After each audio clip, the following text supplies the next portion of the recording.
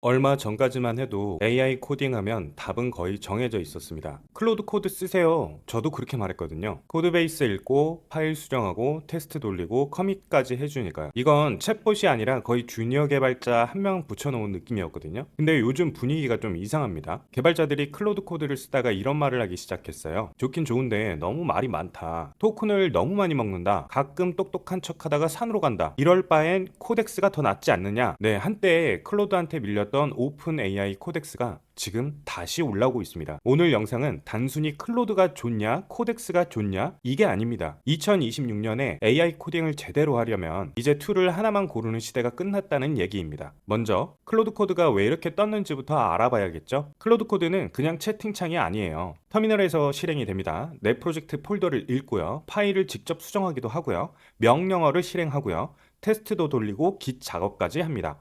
쉽게 말하면 개발자가 채팅창에 코드를 복붙하는 방식이 아니라 AI가 내 개발 환경 안으로 직접 들어온다는 거예요. 이게 진짜 컸습니다. 예전에 우리가 GPT한테 물어봤죠. 이 코드 왜 안 돼? 이 에러 고쳐줘. 이 함수 리팩토링 해줘. 그러면 답변을 받고 복사하고 붙여놓고 에러 나면 다시 물어보고, 이게 은근히 귀찮았습니다. 바이브 코딩이라고 말은 멋있는데 손은 계속 바빴었어요. 그런데 클로드 코드는 그걸 대신해줬습니다. 그래서 한동안 개발자들 사이에서 이런 말이 나왔죠. 코딩은 클로드 코드가 압도적이다. 네, 틀린 말은 아닙니다. 아직도 클로드 코드는 강합니다. 문제는 강한 것과 편한 것이 항상 같은 말은 아니라는 거죠. 요즘 클로드 코드를 오래 써본 사람들이 공통적으로 말하는 불만이 있습니다. 그게 뭐냐면 첫 번째는 장황하다입니다. 뭘 하려고 하는지 설명하고 또 설명하고 중간중간 판단을 말하고 파일 읽고 또 생각하고 다시 계획을 세웁니다. 물론 이게 장점일 때도 있어요. 복잡한 아키텍처를 만들 때 얘가 뭘 생각하는지 보이네 싶거든요. 근데 간단한 수정할 때도 말이 길면 피곤해집니다. 우리는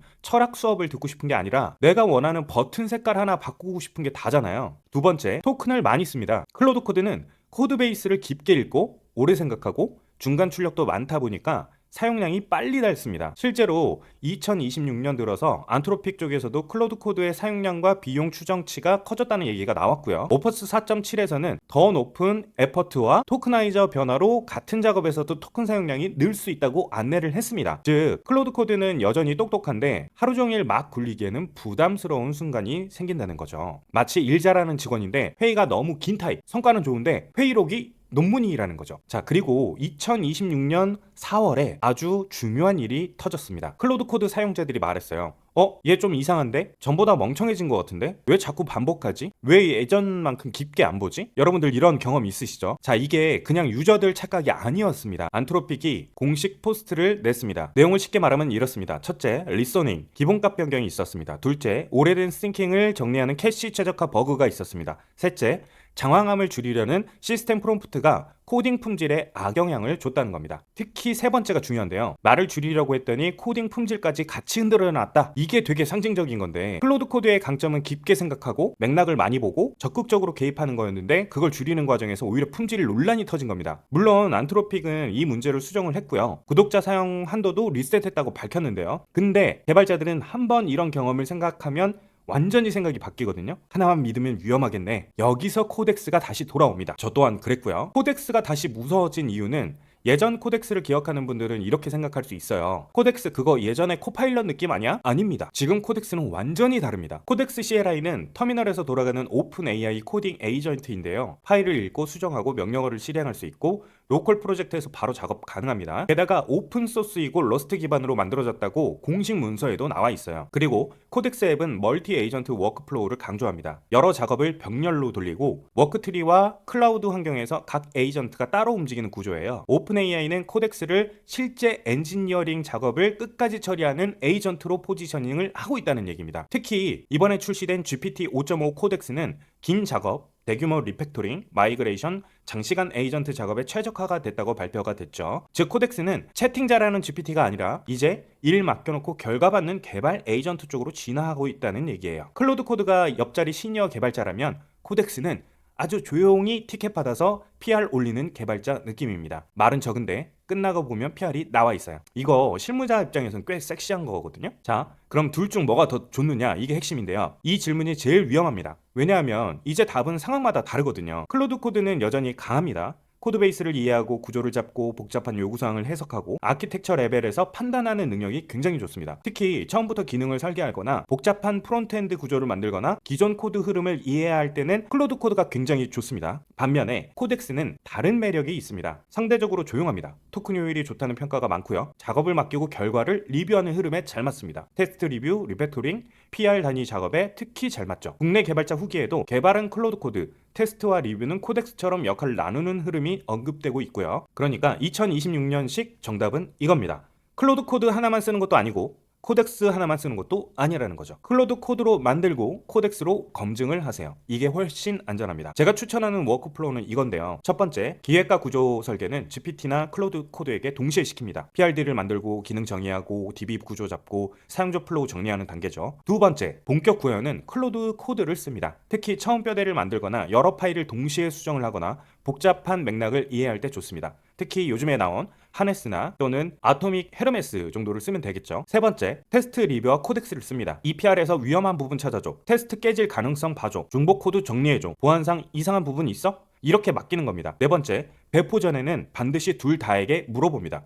클로드한테 한 번, 코덱스한테 한 번. AI도 사람처럼 성향이 다르거든요. 한 명이 놓친 걸 다른 한 명이 또 잡을 수도 있습니다. 이게 진짜 중요해요. AI 코딩 시대의 핵심은 AI가 짠 코드를 믿는 것이 아니라 AI끼리 서로 검토하게 만드는 거죠. 이제 개발자는 코드를 직접 다치는 사람이 아니라 AI 개발팀을 지휘하는 PM에 가까워지고 있습니다. 살짝 멋있게 말하면 1인 개발자가 아니라 1인 CTO가 되는 거죠. 물론 현실은 커피 들고 터미널 에러 보는 사람이긴 합니다. 웃자고 하는 얘기예요.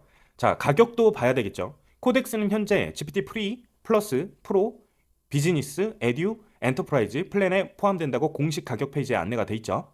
플러스는 월 $20, 프로는 월 $100부터 시작하는 구조입니다. 클로드도 프로와 맥스 플랜에서 클로드 코드를 사용할 수 있지만 많이 쓰는 개발자들은 금방 한도와 토큰 문제를 체감하는 경우가 사례로 요즘 꽤 많이 있죠. 그래서 입문자 입장에서는 이렇게 가는 게 좋아요. 처음에는 GPT 플러스나 클로드 프로 중에 하나로 선택하세요. 그 다음 실제로 프로젝트를 하나 만들어 봅니다. 그리고 내가 하루에 얼마나 쓰는지 봐야 되겠죠. 간단한 웹앱, 랜딩 페이지, 관리자 페이지, 자동화 스크립트 정도라면 코덱스 쪽이 꽤 효율적일 수 있습니다.